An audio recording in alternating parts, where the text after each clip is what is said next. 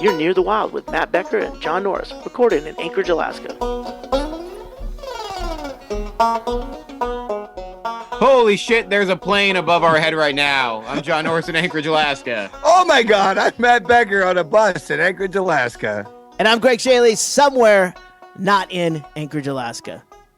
Do you do any recycling there, Becker, at the house? Well, absolutely. Like what? Well, I assume what we do is we throw it all in one can, and I think they do it at the dump. Okay, so you're participating in the city program. Yeah, once they reduced our garbage to half, and then they doubled our fee, and then the guy doesn't even get out of the truck now unless he's putting a thing on saying Becky turned the garbage can the wrong way. Boy, it's changed. It sure has changed the garbage man profile. You know what I mean? Oh, it's a fucking. Why aren't we hiring F1 workers? The kid never gets out of the fucking truck. He stands there. Oh, I'm a sanitation worker. I go, when's the last time you got your hands dirty? Well, you know what they do is if somehow your can is the wrong way. These are the large square cans with the attached lid, and they're supposed to be the hinge to the lid should be curbside, so that when they drive the truck up, they can grab the can and then flip it up. And if you somehow put it the wrong way or it gets spun, someone fucks around and spins it, he gets out of the truck to go put a notice on your door and doesn't take your trash. Here's the thing. It's different all over the city, though, at least in Anchorage, because where I used to live over by the park, over by Valley of the Moon, they were like that. They were really anal. If our lid was even popped open a little bit, they would put a green tag on it and not take it. But now at my new place, since I moved in with my girlfriend, it's like the Wild West. They're people are just throwing trash in the street, loose. Burning tires. And they pick it up, and they get out and pick it up. And so your trash can be wide open and overflowing and boxes everywhere. They'll take it. They've lightened up a little bit in our neighborhood, but again, we have a lot of older people too. And the thing is one time we literally had the part of the plastic bag hanging out the front, and I saw him, and he's looking at it, and I walked out there, and he goes, "Hey, in the future, you need to make sure the lid's all the way closed." I'm like, "All right, retard." I'm like, you know what? This is bullshit. So I've just started now primarily throwing most of our garbage in our neighbors' cans on garbage day. So what do you think? I remember when I used to live next door to you. That happened a lot. My neighbor throws her garbage not in my can, but just next to it, so we look really sloppy. Yeah. She'll just pile up all her garbage leaning against our garbage can. How rude. Very annoying. So why do you think that is? If there's something peeking out from the lid, why do you do you think it's just a monetary thing where they just say, look, the only way we can do this is we've got to increase revenue, and that's not having any kind of zero tolerance to an overfilled bin. Right, to try to get the bigger bin. Yeah. The number two is if there is stuff hanging out, because the thing shakes so fucking bad when it goes up, Michael J. Fox hands. Yeah. I think it could spill stuff out. That's why they need the lid closed, so it creates some kind of vacuum. You can't expect the trash guy to get out of the truck and touch the garbage. No, and that's the point is now he is completely Fabergé egg. He's not touching shit. He's a person just like you. Yeah, I want to check the cab of his truck, see if there's garbage everywhere, and go, "Oh, sorry, you don't have a can."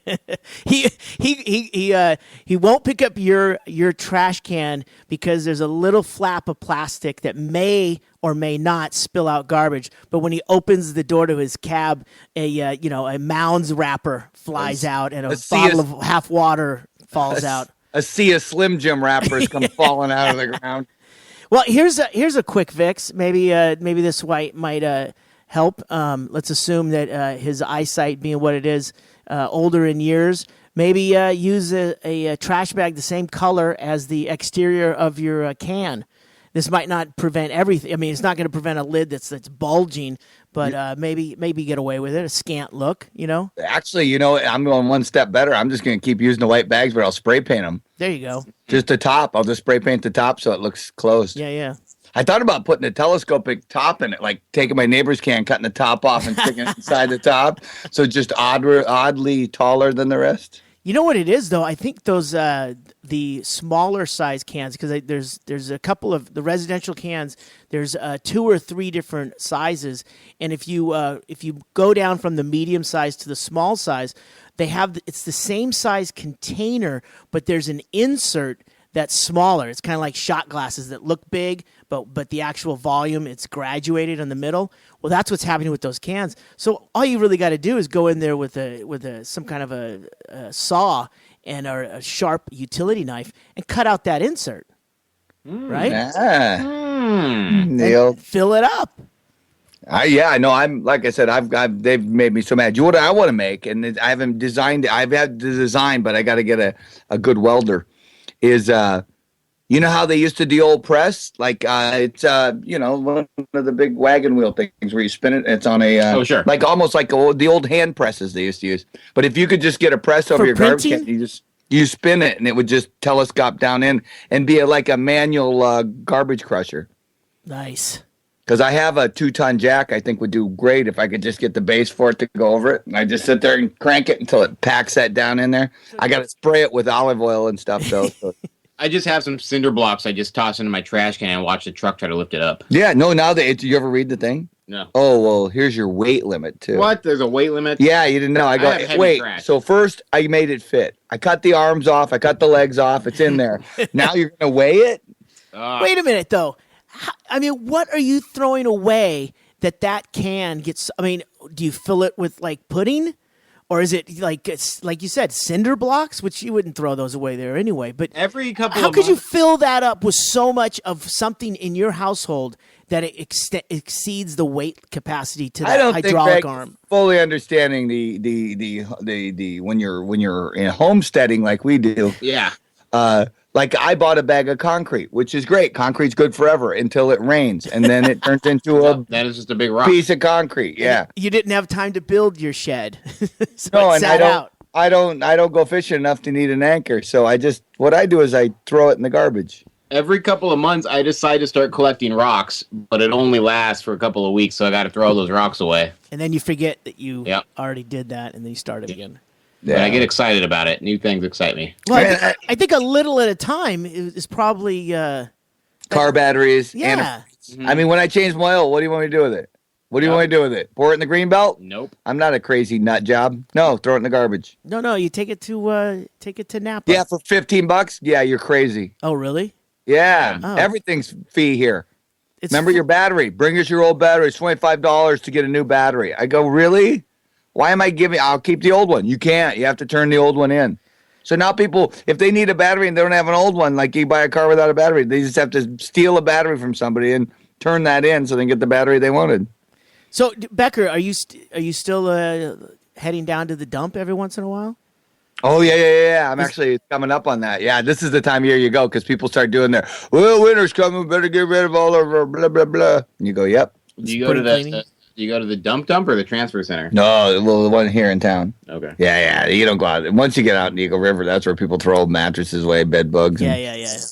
Guatemalans. So, hey, John, you went fishing last week. I saw some pictures updated on your Facebook there. I did go fishing. And it'd been 10 years, so let's hear it. Highlights. We caught 3 fish, and by we, I mean my girlfriend's dad caught 3 fish. The man who owned the boat. Yep, I lost 6 of them. I just I had them. You know when you know for sure there's a fish on there, and you're like reeling it in, and it's a lot of work, and then you get it up and it's an empty hook. Yeah. And I know I'm not in really good shape, but it was work, so I think there was a fish. So I didn't get it. There was a fish? I think there was a fish because it was a lot of work. What'd the in-laws say? Was he looking at you like that whole black sheep of the family thing? Every time he thinks I'm a somewhat capable adult male, I prove him wrong. Wow. Well, at least you'll never get my daughter pregnant. You're like, what? Hey, hold my cigar. I got another one. That's pretty much it. It was a good time, though. I had fun. Yeah. You know, the Seward's 59th annual Silver Salmon Derby starts on Saturday. Oh, really?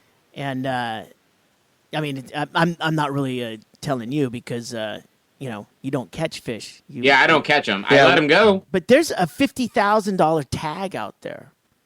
Yeah. That's insane. I would get snorkel equipment for $50,000. I never understand how it all works. They go, you have to catch it, you have to have a ticket. Like the guy who catches one in the Homer Derby, you go, but he didn't have a ticket. Yeah, you got that's the way you do it. Is you have to be if you're going to be fishing, it's crazy not to buy a $10 ticket because you're there to catch salmon. There's prizes every day. The biggest salmon is $10,000 this year, and there is a $50,000 tag out there again.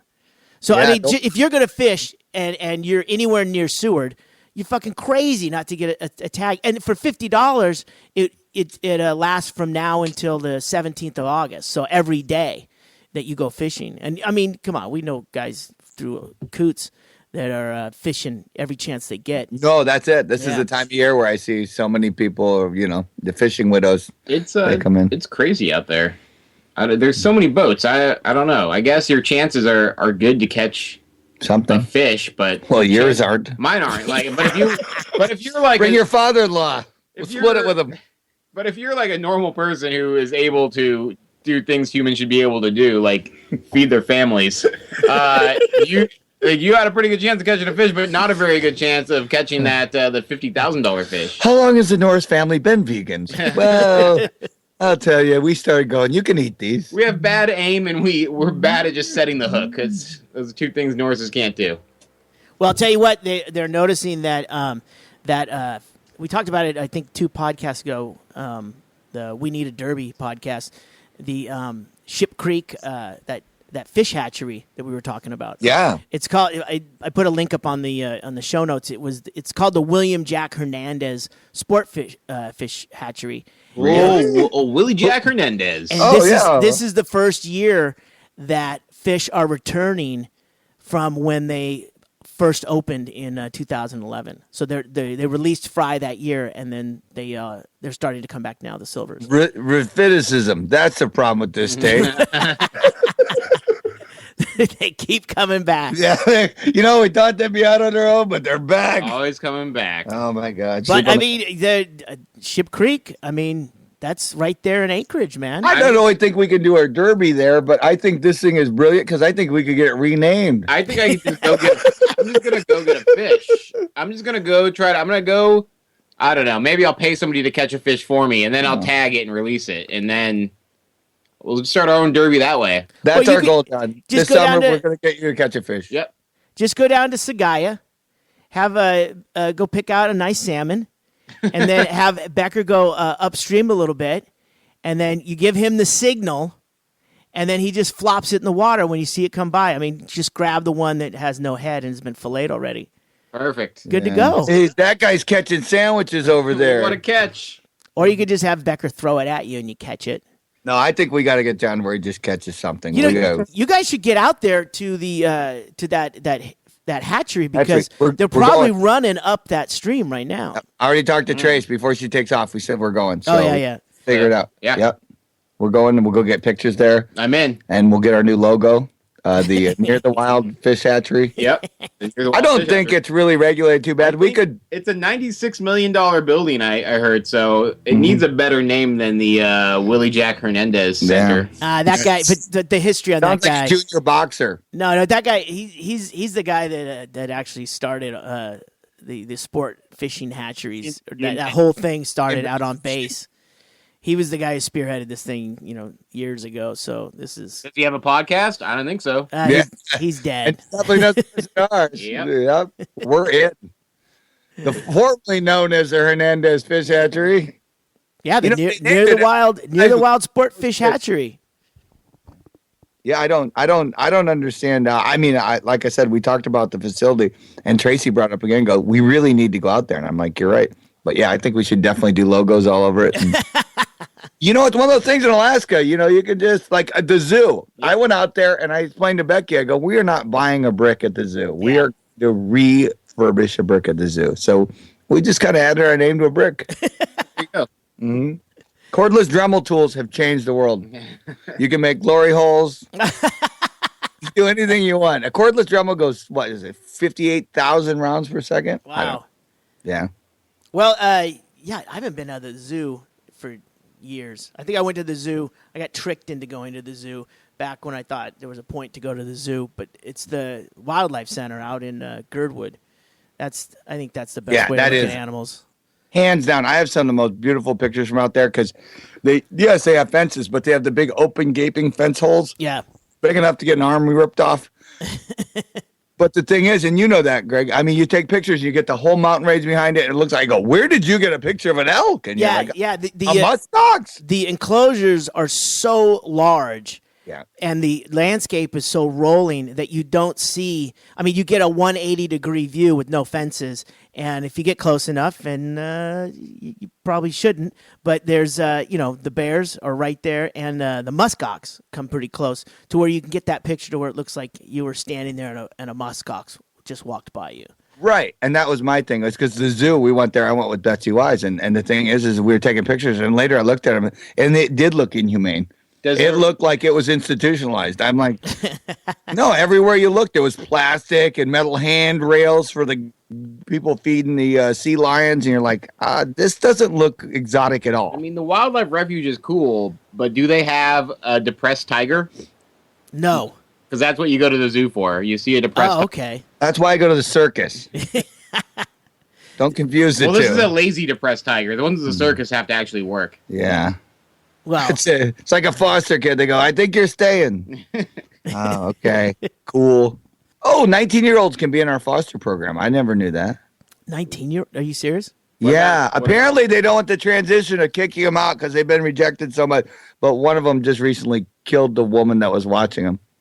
So now they're starting to review it. And I go, no, at the point when you're into rape and arson, I think you should really be kicked out of the house. That was the rule in our house, and I had two good parents. So, Becker, you went to Salmon Stock over the weekend. Yes, I did. What a madhouse. I will tell you what. That was and is a great idea. It was amazing, and the bands were fantastic. And we did line up some artists to do on the podcast, so we will have some Alaskan actual podcasts of people. And with some really amazing stories from the 30 and 40 years in music in Alaska. So like pioneer stuff? Yeah. I used to breastfeed Jewel. It's like, their stories are fantastic. That guy's going to be awesome. I can't wait to hear from that guy. This was a lawless, completely brainless state where people came up here to get away from wherever they were from. Yeah. And most of them had that whole, Southern or whatever music background. So it really was. Music was really, like folky? Yeah, like live music. I mean, people got together. That was their form of entertainment. Remember, if you look back, we're the timeline in Alaska, the state's 50 years old. So there you go. The state's like 50. And then people have been coming here since, they thought they could get gold. Or Anchorage turns 100 next year. Yeah. Yeah. But as statehood, So, people came up here. People were coming up there since before that with the discovery of gold. Right, gold and whatever. They came here to get away. They literally did. And then, of course, once you've been away long enough, you go, we should really find people to hang out with because this is scary. So they would hang out. But the thing is he has stories of people coming through playing music, and then later they become pretty well known. And he goes, oh, no, they were up here. They came up fishing. They hung out in the fish camp for a summer. I played fiddle with this guy and that. And you're like, wow, that's amazing. Roy Clark used to have a cabin up here. Roy Clark did? Yep. From Hee Haw? Was it Hee Haw? Yep, that was where he's from. Who was Roy Clark with? It was him and Chet Roy. Atkins? No. Who was it? It was Roy Clark and... Oh, wow, that's a good one. Yeah. Roy Clark was the kind of chubby dude. Yeah, but those guys were certainly highly considered in the music industry. I'm excited about these podcasts. There's going to be a lot of names I don't know. No, it doesn't matter. No, that's the beauty of it, though. He'll explain it to you. And he's just an amazing guy. And we locked him in. He's going up to do the Bluegrass, or Talkeetna. They're doing some music festival. And I go, is there any chance? Because we were going to have to go down to Anchor Point and go interview him, or Homer. And I go, we'll load up the equipment. We'll come down. And he goes, or we could, at the end of the month, I'm driving through Anchorage. We're like, hey, Perfect. Even better. You ever been on a bus? So he's the guy who played with Roy Clark? He was Bart's dad's friend. Our friend Bart from Chilcoots and every band that's ever, local band's ever played. Longtime fans. Mm-hmm. So, and we're going to have him play Turkey in the Straw live. Yeah. Oh, excellent. Mm-hmm. So, yeah. It'll be goddamn brilliant. So yeah, that was but the whole trip in itself was amazing. Like I said, the Saturday night was sold out at 3 p.m. It was a maniac a mob fest. If you got in line for beer, by the time you got a beer, you should really be back in line if you're a drinker at all. But it was a good vibe, no problems. I was waiting for some melee of beans last year. And Sunday night was it rained every 15 minutes, and then it would get sunny for 15 minutes. So it was fun. And they had the open jam band, whatever. Those guys are amazing. Yeah. A lot of times the headliners will stick around and they'll. Where the fuck are they going to go? They're out in the middle of nowhere and they've got to. It's 3 hours back to Anchorage, so. And I caught as many fish as John did that weekend. And good weekend. But that was great. The food was fantastic there too. The tater tots and what else did we have? Oh, and then all kinds of really good food vendors. And then so we just hung out. We had a blast, and then we shot fireworks off. That was fun. So is it the last? It sounds a little lawless already. Well, is it the last year? Do we know for sure? Okay, so here's the hook. Here's the hook. So Sunday night, you gotta go because we had to pay full price to get in Sunday, and we're like, okay, but we were all hungover from Saturday, so we were okay. We'll pay $60 a head to get in for 2 hours. Yeah. And then the guy goes, well, they might go till 10. They might go to 10. Oh, good sales technique. Shit. So we did it, and it was fun and worth it. And then all of a sudden, at the end, the guy goes, and we'll see you next year. And the whole crowd went, what? And he goes, stay tuned. Oh, wow. So it sounds like the push, pull, blow it out sale on those shirts was maybe overrated. I wish I hadn't bought a dozen now.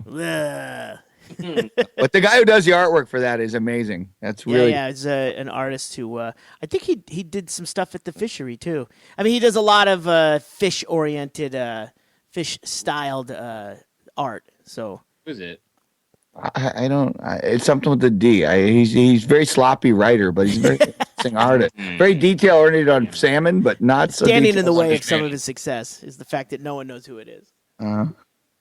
But yeah, it was really cool. And so, yeah, it definitely was fun. The only thing is in typical Alaska, is when you're done on Monday or Tuesday morning, when we decide we're leaving, you just have to really all look around and go, okay, one of us is out to drive for the next 4 hours, hungover. So we drew straws, and Tracy said, I'll do it. And then we said, okay. You don't argue with something like that. Yeah, no straws necessary. We kept her awake by sleeping. Yeah. Mm-hmm. I know I had my first experience with an outdoor concert just the other day, driving from Bellevue through Redmond, which is where the Microsoft campus is, at about 6 o'clock at night. I didn't know, but I took a side street to try and get bypass some of the traffic on the freeway. And what I'd actually done is I drove straight into the lineup to get into Marymore Park, which has Outdoors Under the Stars, and there was a show. So I basically sat in the traffic line to get into the concert with that whole inching through, 2 cars through on a light kind of thing for about 40 minutes, and then got right up and found out, oh, that's what this is. Everyone's going to the concert except me. So you didn't just go to the concert? No. At that point, I didn't even see who was playing. I just realized, oh, that's what this fucking is. And then the one turn going into the Marymore Park, after that, it was just me going straight. Everyone was turning into the park. So that was it. I basically got that. That's why I don't go to festivals. So, but you didn't, while you were in that line for like 40 minutes, you didn't really know what was happening? No, I just thought it was like, wow, this traffic is really getting bad. This is a side street. This shouldn't be happening. Because the trick is to actually go through Marymore Park, and which they don't like you to do, and sometimes there's cops there. But I thought, you know what? I'll just go. I'll go do a little walk around the dog park. That's always fun, and it's a nice time of the evening. And that as I got closer and closer, I'm like, wow, everyone's doing that. And then I saw cops at the intersection. I'm all like, well, I'm not. They got dogs. So it was it was really bad. So then that kind of threw me off of the whole idea of even going to Bumbershoot this year, which is coming up. which has some great shows. I mean, there's the Replacements are getting back together. Bootsy Collins is going to be there. Oh, Elvis Costello. Why wouldn't you go to that? Why wouldn't you go to that? Reverend Horton Heat. Oh my God! Oh, why and not there? Becker. Heat is up here. They're having the Puppet Slam. I'm pretty sure Reverend Horton Heat is going to be playing Humpies later this month. Oh, that's good. That's a good show. That's a great show. Yeah. He's amazing. Well, Bumbershoot is down here, and there's a million bands. But I did notice it's August 30th through the September 1st this year. I did notice that Danny Brown will be performing. Yeah, I love Danny Brown. Danny Brown, the rapper who infamously was just made popular on YouTube with his getting a BJ on stage in Minneapolis at the Triple Rock. Wow. Some gal was pulled up on stage, and he continued to rap through it. Impressive. Prince has passed the torch.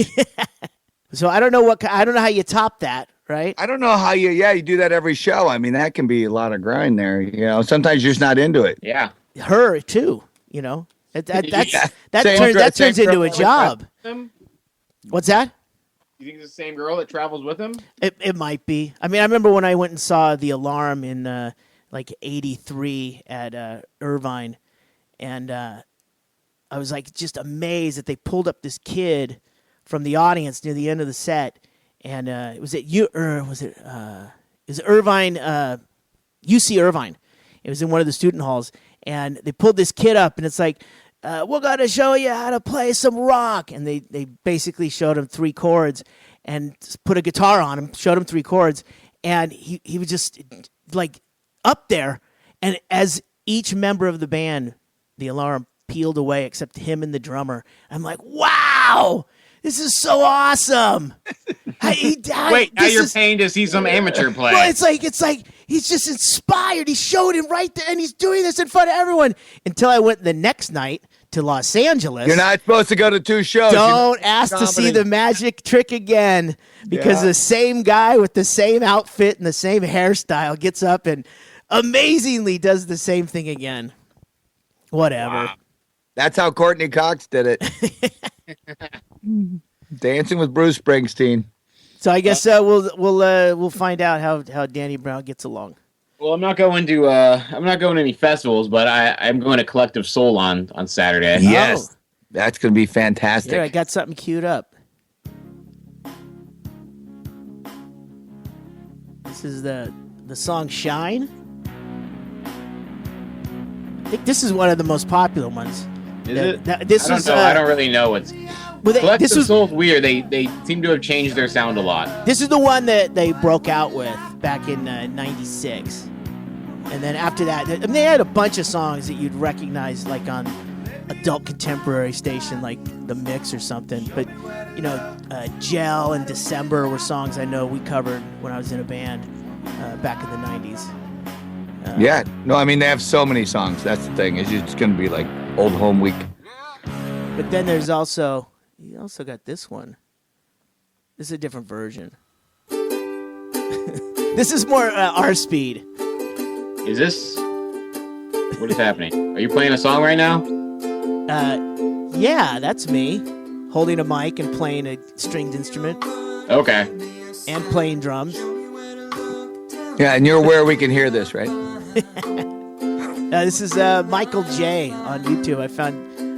We got a ukulele banjo theme on this podcast, so yeah, sounds good. But yeah, maybe he'll show up. No, I mean that's the thing is hopefully we can. Well, I mean, I might as well mention that the show is August 9th at Chilcoot's. Doors at 5. Advance tickets $35. Day of the show $40. And and we'll have a Birdhouse booth again. Yes, I was gonna ask you about that. You're gonna do the Birdhouse booth out in the parking lot. Yep. And it's basically you're open when doors open at 5, right? Yep. We'll be out there, and Kim and I will be enjoying the show, and then we go directly inside where we enjoy the after party. Nice. It's brilliant. So much to enjoy.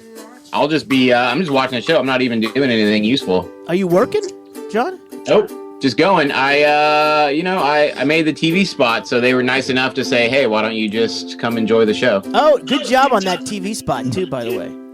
Thanks. Yeah, that was very good. Yeah. And then they are in the ADN today, on the front page. There's an article about them. The Dispatch, for those you know. Anchorage Dispatch News. The Alaska Dispatch News. Alaska. Oh, yeah, that's the right. Alaska Dispatch. That's right. The only thing I hope is they just play new stuff. Well, they have a new album coming out next month. I hope it's all new stuff. Forget the old stuff. Out the old and the new. No. Well, Prince just did that. A friend of my sister-in-law, Amy, a friend of hers went to go see Prince at one of these exclusive shows, high-dollar tickets, limited capacity, so it's like really an event. And Prince didn't play one song from Purple Rain. And why would he? But why? But come on, not even Purple Rain. I know. Did he play Darling Nikki. Nikki, yeah, dude, Nikki, come on. Nothing. Not even like that thing that Ozzy Osbourne does. Where, What about Delirious? yeah, there you go. Or Walk Like an Egyptian. Manic Monday. Come on, something. I think we're alone now. Play some covers of other people's hits. Yeah, that would. I mean, the majority of the people are there because they love Prince, but they know him from the songs that they grew up listening to, and I would imagine some of those were the songs in the first 20 years of his career. Well, I think anybody who's heard this podcast knows I love Prince. Yes, and I'm a huge fan too. We've all been to a Prince show. We found out. And he's coming up here. He's going to be here if he doesn't cancel, which I don't, he's Prince. He could cancel. Yeah. But I think he's going to be here sometime this year. Mm-hmm. I think he is coming up, and it's going to be huge. And, he is like I am. He does not own a cell phone. Well, yeah, we already talked about that. He doesn't need to. He's the He doesn't luxury need to. of He's Prince. handlers. People tell him what to do. His assistant has a cell phone. I think it probably all came down to ringtones. He didn't want to put any of his 30 years of work on his ringtones. Let's see. Becker's dogs are going crazy. I think Yeah. there's a bear in the yard. You guys barbecuing? No, they aren't, though. We had slimy sausages. We can't barbecue. Oh, that's what am I right. gonna do? We're going all deli meats on this one. I noticed, I was looking at the color run and the color vibe that's now coming up to Anchorage in August. And I noticed it's another one that's hitting the rounds. It's called the Electric Run. It's not coming up to Anchorage, but Yet? there's this whole rush, this money grab for these pseudo healthy events. But this thing, it's at night. They give you like a couple of glow sticks, and they have you run this route that's you're probably just going in circles. But it's basically a rave with healthy people and no drugs or alcohol. I thought of something completely different. I thought there was like just a bunch of people running, and then like a couple people sprinkled in that had stun guns running through and just shocking people. Well, that'll get the times up. The Tesla run. The Tesla run. No, I don't. Yeah, I don't get all these things. I mean, they've tapped into this wonderful market of people who don't drink and don't do anything else. And they go, but look at me, I'm important. I go, you are important, except I've got to get to work. So if you could not block the intersection every 5 minutes, it'd be great. Alcohol fuels entertainment. It lowers inhibitions. It creates hookups. Why are we trying to take all that away? We used to have one. Remember, we had one where it was like a beer tasting thing they did, where you went to each different station, you got beer tasting and an appetizer, and it was like all different food things. I remember that's when I first came up here. We had a realistic view of the city. Yeah. I mean, we have sidewalks for 3 months out of the year. Run all you want. We did that one year. We did the zombie pub crawl or something. Yeah, that was actually really good. And it was fun. But, I mean, in Spenard, it's a little tough because there's a long distance between the bars. And the closest bar to walking from Coots over towards Minnesota there, buckaroo. Don't really want to walk in looking like a zombie. But I mean, we had fun, and we had a couple A lot of people walk that route looking like a zombie all the time. all the time. So it really didn't. They walk out looking like that. They don't walk in looking like that. Yeah, we had fun, and I'm surprised that never caught on to do something. I mean, you got. I guess the key is don't organize. Well, now they have a zombie run. They just took the booze out. They were like, why are we giving the money to ours? Once again, taking out the fun. Yeah. No, I mean, that's the thing. I get it. I mean, I have a lot of I know a fringe of the people that are, I do all the marathons all over the state. And I'm going, great. That's great. But the end result is you go, what are you running from, really? What are you really running from? Well, I really, the more I think of it is, and it's something that we brought up a couple of podcasts ago, was the Mud and Blood run. As much as we were goofing and just kind of throwing things out there, I still think that's a good idea for Alaska. That would certainly make news. Instead of throwing colored cornstarch, just brown cornstarch, and then super soakers full of blood. Yeah, no, I mean that my thing is that at least something with Alaska. I mean, like I used to love those logging competitions where they do that, where they do the whole logging thing. When you watch that, it's great. Oh yeah, where they spin the log and they but cut these through. People that prance around in their skinny Raven shoes and they run, they dart around town. And I'm doing it for breast cancer this week. I'm doing it for kids with cleft lips. And I go, I get it, but the point is you're really not helping anybody. But B, you're just like, I have to do a run tomorrow. And I go, that's great, do it. And then they die of a fucking heart attack because they blew their fucking heart out. And I go, I don't really feel sorry for them. And thank God they were skinny. They were going to need like half the number of pallbearers you normally need. There was an old saying, and I forget who did the joke, but it's actually it's a good joke. They go, you know what? They did a study, and it turns out that if you run competitively, you will live 4 years longer. Unfortunately, those 4 years will be spent running competitively. So it's your call. I go, I'll stay in bed. I'm good with it. Well, I think lumberjack games need to make a comeback, but the problem is, I think those used to be fun because they could just get volunteers to like, hey, here's a chainsaw, go see how fast you can call that stuff up. But now you can't just give some random person a chainsaw. It's weird though, isn't it? Like teachers, everything else. That like lumberjacks, they got such a bad rating for a while there. They were like, "Oh, you're destroying the earth. You're destroying Earth," and then the lumberjack, and they always had attitude. They were always like, I mean, I went through Oregon and stuff. Where they do wipe your ass. We're sorry, we're out of toilet paper. Wipe your ass with a spotted owl. And I went, but they would revel in the fact, no, Mom, nobody in my family's ever gone to high school. We've all been lumberjacks. And I go, oh, that's great. The irony here is you know what they do with the trees you're cutting down is they make paper, and that's the warrant you're served with. So maybe your family wouldn't have prison records if you cut down fewer trees. Jackasses. Lumberjack games, that's what that was. I was trying to think of what those were. They still do those, I believe, in the Canadian areas. At the state fair, they had a lumberjack show for a long time that was like sponsored by a chainsaw company. That was, and it's impressive. It is. I mean, I've watched it. I mean, it is cool when they do that, where they do the thing where they chop the little thing, stick the little stick in, and then they climb the wedge. up. The wedge. I mean, when you watch it, you go, you can't fake that. I can't pull you off. You can't. I mean, you can be a DJ. Trust me, I can hit play. But you are going to fake being a lumberjack in front of fucking 75 people. No. Fake being an EMT when he falls, but yeah. I can pretend to give somebody mouth to mouth for a while. Like, I don't know what to do.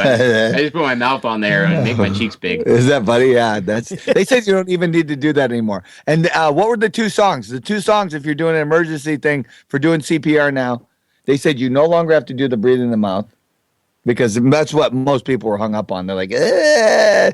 That's the only part I liked. No, you're talking about now all they want you to do is the chest compression. Yeah, chest compression, but you actually do it. There were two songs, and one of them was the Bee Gees' Staying Alive. That was the right rhythm. Sure.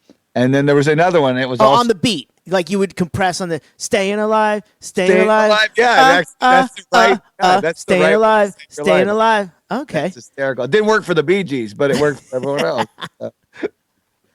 What was it? What's the other song? I don't remember, but it's just like that. It's probably Nicki Minaj. Yeah. But yeah, it's just funny because both of them, whatever songs were, they were the ones that were right rate to actually resuscitate. Have you ever taken one of those CPR courses? I had to. I did swimming. I was like certified Oh, that's lifeguard. right. So you had to. You were a And it was- diver, weren't you? Huh? Were you a diver or a swimmer? No. It's sprinter. Sprinter. Yeah, 50 and 100 meters. After that, I'm on my own. All the fat kids were the long distance guys. It was always funny. Because you didn't want to bring it up. We're all friends, you know. But you'd be like, "You look like a long distance guy to me." Are you saying I'm fat? No, I'm not saying you're fat at all. I'm just saying I think you could do 18 laps in a pool while we're all eating.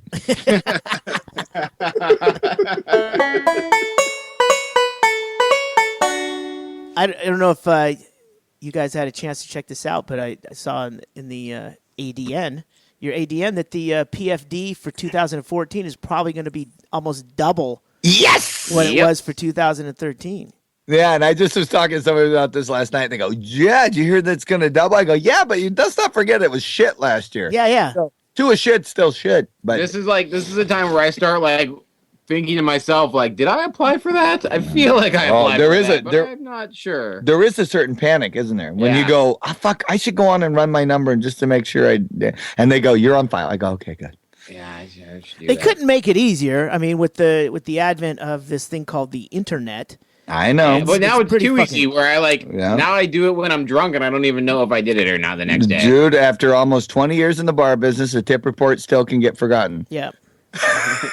even though you have to do it. But So what's the plan for the money, you guys? I mean, I know, like, basically a PFD is the dividends from a fund that was created years ago with the oil revenues, and then because that money. of a limited resource that Yes. once they pump it all out of the ground, the state will be on its own. And people always act like, "Well, you didn't really earn it." I go, "It's a resource. It's like it's like with logging in Montana. Way to go, brilliance." Yeah. They logged all the trees and they did it for Yeah. cost, and they paid the state almost nothing, and then now they have no trees. So this huge, basically it's investments, yields dividends, which is split up between every single applicant. It's basically anyone who's born in or a resident of Alaska. So a family of 4 gets 4 checks. For that Yes, and amount. there is a year residency though. You have to be here Yes. for a year. So don't go packing up your shit and moving up here because you're on hard times in North Dakota. From December 1st to the 30th and then leaving. Yeah.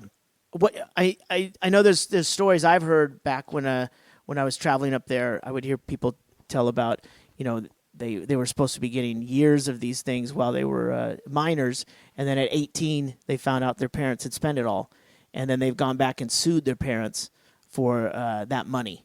Yeah, Because with all their at assets. the very least, they could have put that money away for their college, or hey, you're 18. Look at this. This is some money. Now get out of the house. Listen, it's an election year, and I've tried to get politicians to even touch on this, and they won't. They'll run the other way because it's so it's so controversial. But our school systems constantly are underfunded, and because of a lot of complications. I'm sure it's all the unions that are doing it because education doesn't work. It could really work with a lady who doesn't speak English, but the thing is why not take the dividend from the kids? Don't give it to the parents. Give it to the school system. If the kid graduates, he gets it back in full. If he doesn't graduate, he doesn't get it back because he screwed us. Thanks, Oh, I love that idea. Yeah, Good idea. but the other thing is if you're going to go to in-state college, it's doubled. We'll double it with all the kids who don't graduate. And they'll use that money so you can get in-state tuition. You basically go for free. If you go out of state, that's fine. We'll give you a percentage of that too if you're going into education with it. But if you're not going into education, you just get it and you go buy your car and you can drive it off a cliff, whatever you want to do. But I don't understand why we're giving it to the parents to manage it.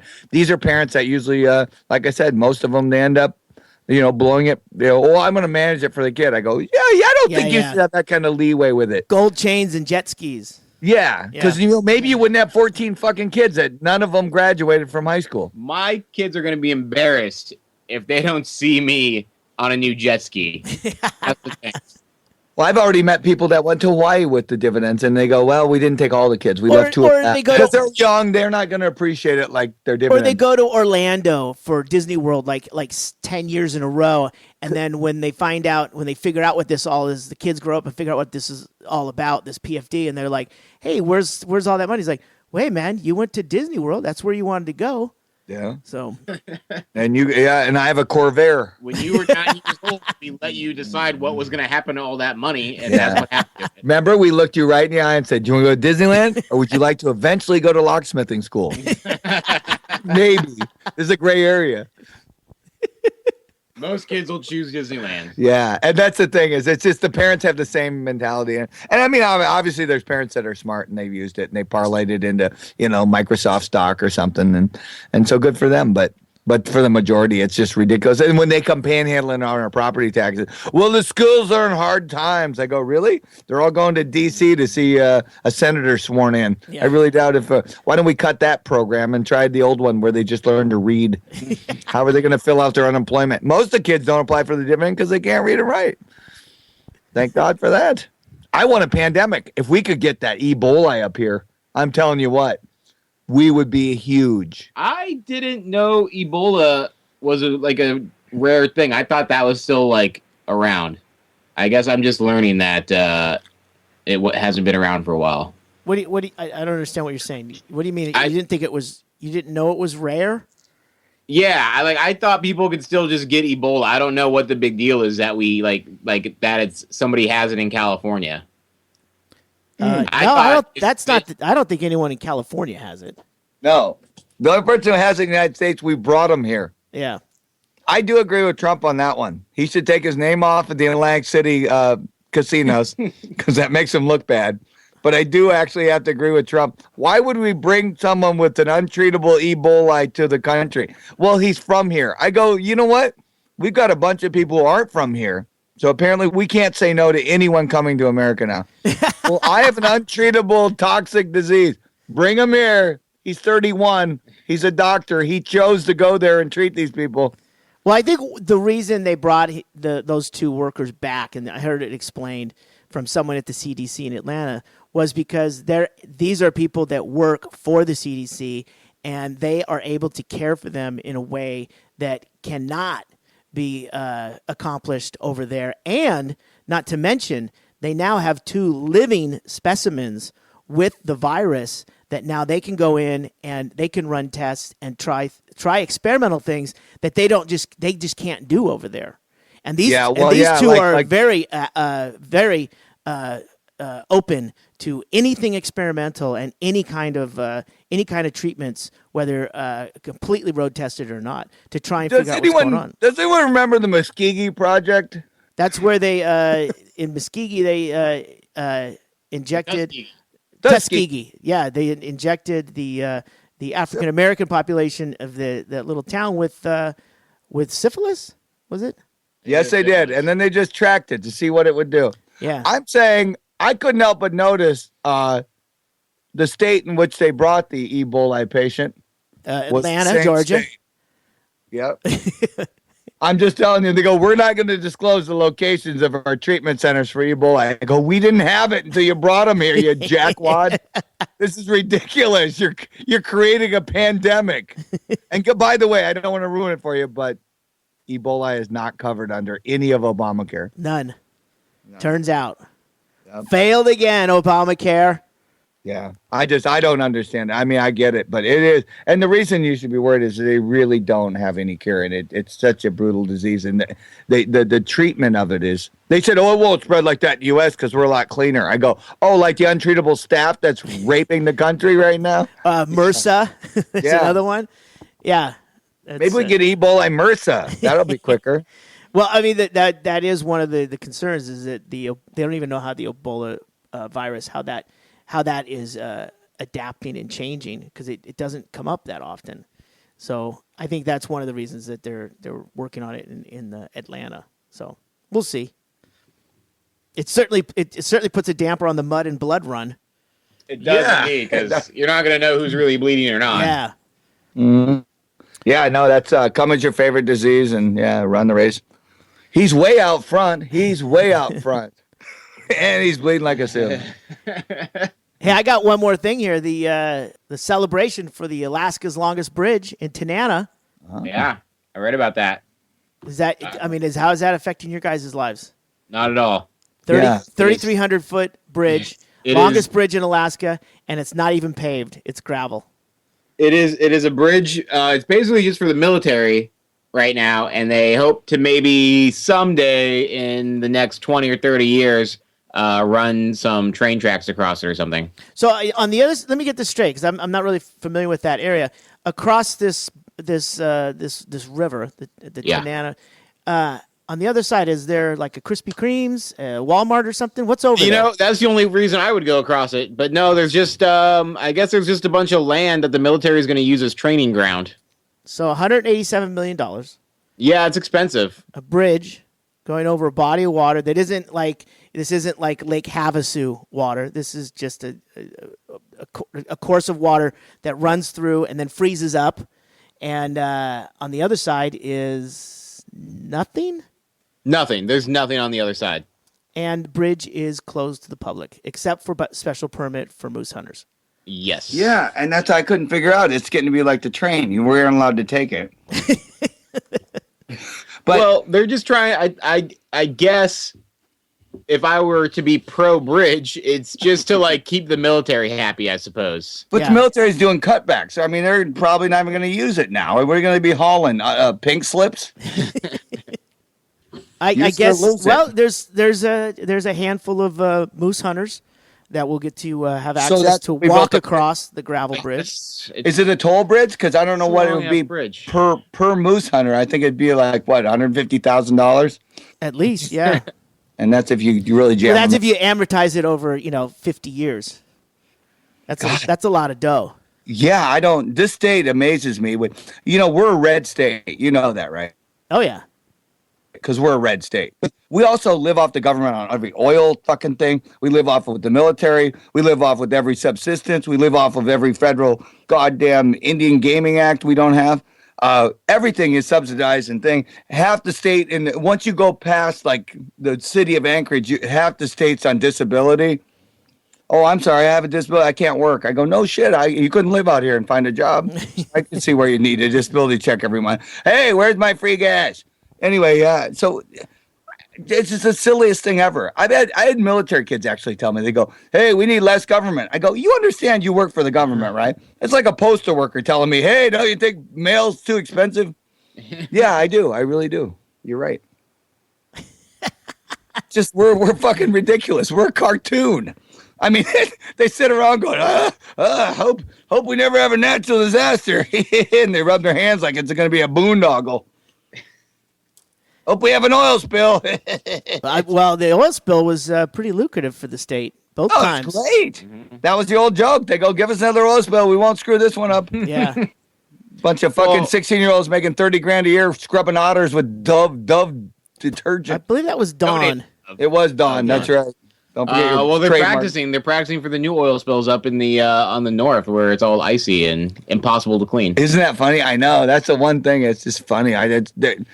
Because they're going, this is perfectly safe. And finally, and I'll give the administration this, they just streamlined it. They go, fine, you want to drill in the Arctic Sea? Go ahead, drill. I'll give you all the permits. They gave, who is it? Who is the company? I don't want to fuck them probably up. Exxon. And then, I think it was. No, BP is a huge, and then Shell. Shell has huge. Maybe it was Shell. Yeah. Shell. So they let them do it. They said, we gave you all the permits. Do it. So last summer, they bring up a rig. It got hung up. Remember? Yeah, it got stuck. Yeah. So the rig, well, we're a little behind schedule because the rig's stuck in your coral reef, and then we're trying to use dolphins to eat up the ship and shove it back out. So they embarrassed themselves with that. They set the fucking thing up and they start drilling and they fucked that up. Then they immediately go, you know what? We're gonna take a break. Maybe do it next year. We're just gonna put it away now.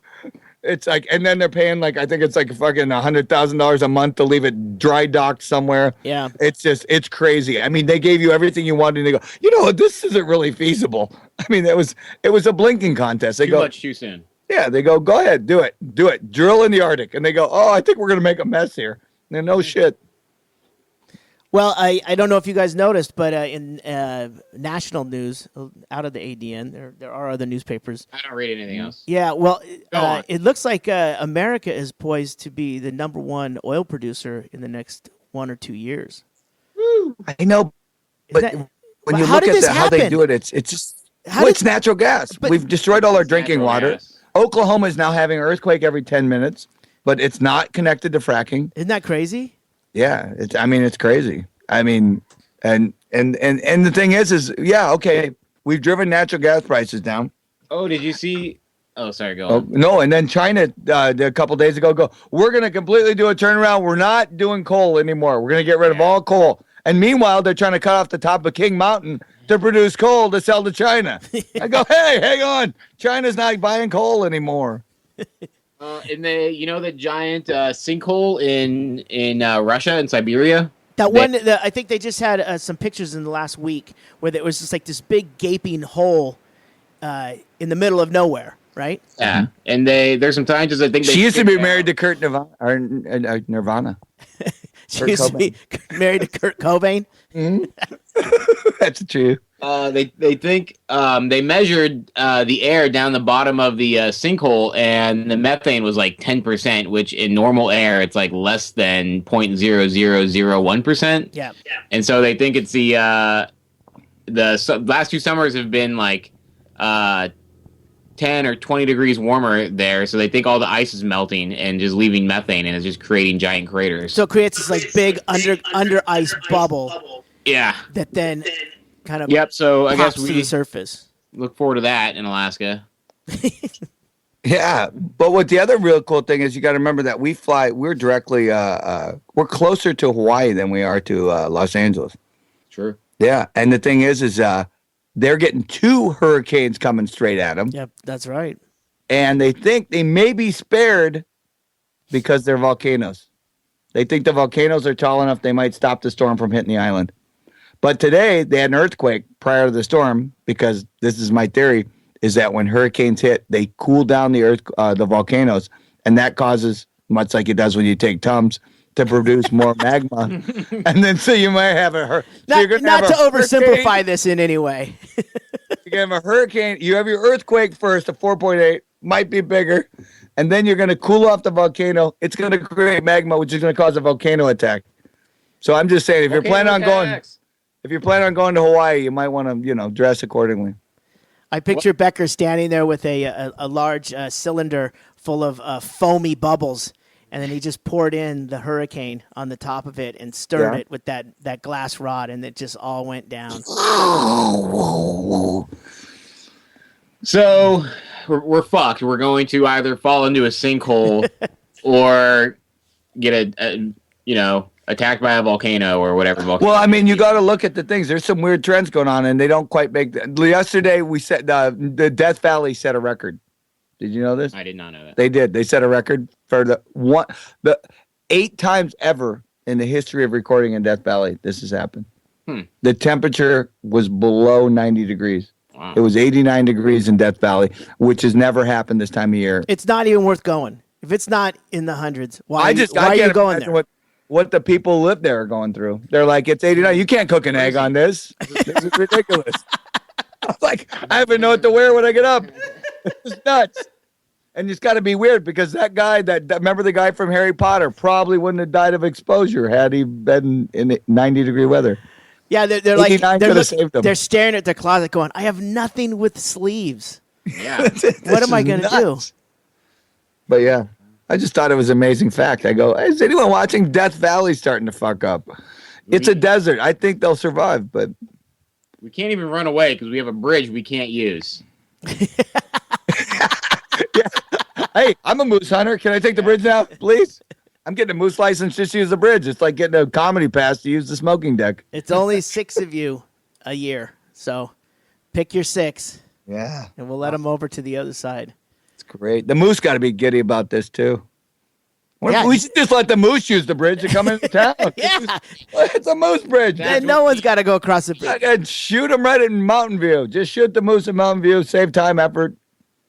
They all want to come here, but the river was just too much of a hassle, so we made it easier. Taking the wildlife out of the wildlife.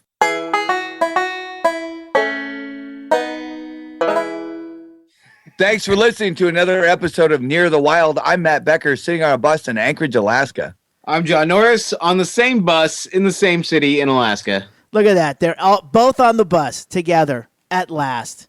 This is Greg Chaille from... Oh, wait. What was I supposed to... Greg, where are you? I'm in Sammamish, Washington. Perfect. Thanks, John. You've been listening to the Near the Wild podcast with Matt Becker and John Norris, recorded in Anchorage, Alaska on Matt Becker's backyard bus. Engineered by me, Greg Chaille.